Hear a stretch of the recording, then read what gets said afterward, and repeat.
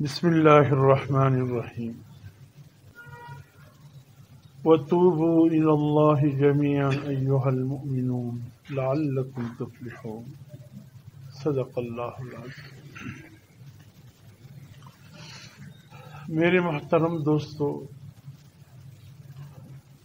اللہ رب العزت نے ہمیں جو یہ زندگی دی ہے،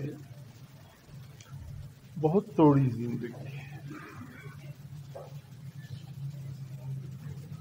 اور جہاں جانا ہے جس مقام کی طرف، وہاں کی زندگی بہت لمبی زندگی ہے۔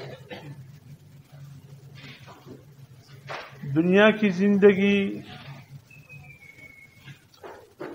ما قبل امتیں جو گزری، وہ پھر بھی زندگی کے حوالے سے اچھے تھے۔ بہرحال 100 سال سے اوپر 2 سال، 3 سال، 350 سال، 400 سال کی زندگی اللہ نے ان کو دی۔ حضور صلی اللہ علیہ وسلم نے فرمایا، میری امت کی سنت عمر 60 اور 70 سال کے درمیان ہے۔ جب 60 سال پورے ہو جائے، سمجھ لیجیے کہ سنت عمر پوری ہو چکی۔ اس کے بعد کی زندگی کا کچھ پتہ نہیں، کب اللہ کا حکم آئے اور کب دنیا سے جانا بن جائے، ایک پل کی خبر نہیں۔ آگاہ اپنی موت سے کوئی بشر نہیں، سامان 100 برس کا، پل کی خبر، کچھ پتہ نہیں۔ اور فرمایا اگر 70 سال تک پہنچ گئے ہو، بس سمجھ لیجیے کہ 70 کے بعد اگر کچھ عمر کا حصہ ملتا ہے، یہ بونس ہے۔ فَسَبِّحْ بِحَمْدِ رَبِّكَ وَاسْتَغْفِرْ إِنَّهُ كَانَ تَوَّابًا۔ بس پھر تو اسی کام میں بقیہ یہ زندگی گزرنی چاہیے۔ اگر ہم یہ سمجھ لیں کہ 60 سال سنت عمر ہے، تو اس میں آدھی زندگی تو نیند میں گزر جاتی ہے۔ سمجھ لیجئے کہ 30 سال نیند کی نظر ہو گئے، باقی بچ گیا 30 سال۔ 30 سال میں بھی بچپنے کے 15-16 سال نکال دو، کیا رہ گیا؟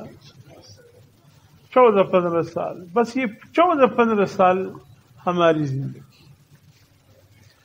اس میں محنت کرنی ہمیں ایک ایسی زندگی کے لیے کہ حضور صلی اللہ علیہ وسلم فرماتے ہیں،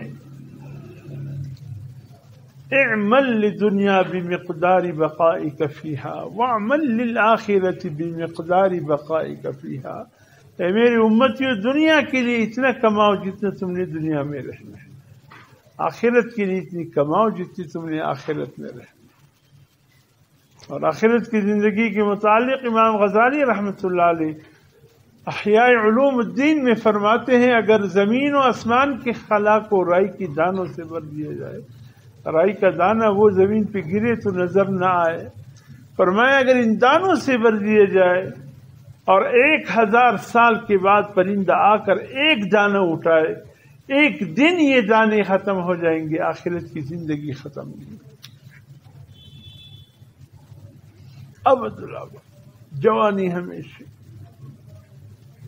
جو نعمت مل جائے وہ نعمت ہمیشہ کا۔ دنیا میں تو کچھ پتہ نہیں، دسترخوان پہ چیزیں آ جائے۔